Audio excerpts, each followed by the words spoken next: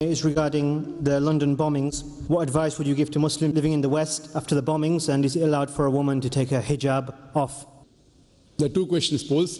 What is the advice after the London bombing that took place just last month, and regarding the fatwa given by a Muslim that the hijab should be taken off? As far as the first question is concerned, we normally find Muslims on two sides when I keep on traveling. One group saying what happened is totally wrong, absolutely wrong, and they condemn. Other group, totally right. And we find I am a person who believes that we should take the middle part. My reply is that what happened in London last month, where more than 50 innocent human beings were killed, more than 50, killing any innocent human being is haram.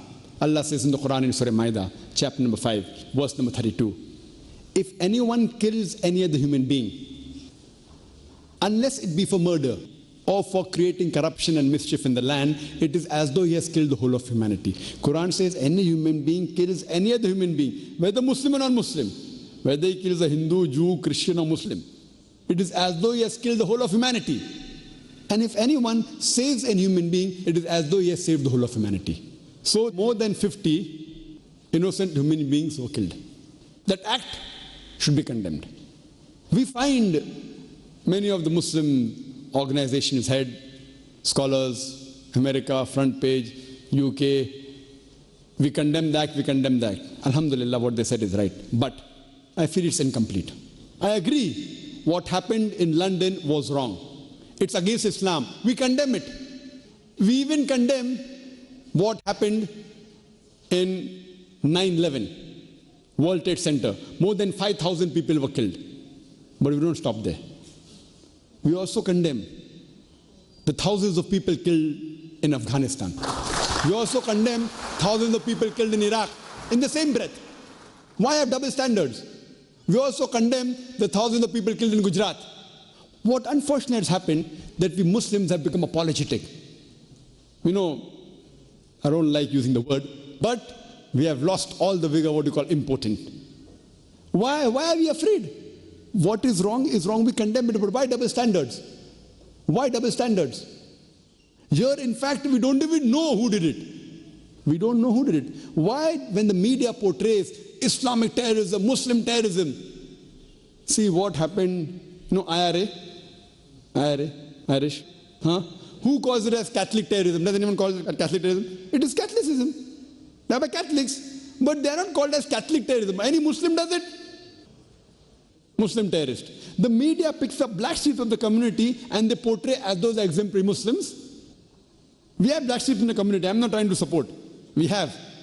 But imagine the person who killed maximum human beings in the world. Who was he? Who? Hitler. 6 million Jews. 6 million. Do we say that Christianity says we should kill 6 million Jews? Mussolini, who was he? He was a Christian. When the media says, you should put a ban to madrasa. Madrasa, because madrasa creates violence, it trains people to kill other human beings. Which madrasa did Hitler go to? Which madrasa Mussolini went to? Which madrasa? So here what happens, that we should realize that we should speak the truth. What is wrong is wrong. I was giving this talk a couple of years back in London, and there was a youngster. I don't want to name from which group he was. After the talk on Islamism, very happy. He got up, Takbir, Allahu Akbar. Then he said, death to George Bush. And he had a few supporters. So all my talk, so I got up and I said, our beloved Prophet Muhammad Sallallahu Alaihi Wasallam, the two staunchest enemy of Islam, both their name was Umar. Muhammad Sallallahu Alaihi Wasallam, he prayed to Allah Subhanahu Wa Ta'ala that give hidayah to at least one Umar. And Umar radiallahu an, the second Caliph of Islam, he became a Muslim. So our dua should be give hidayah to George Bush.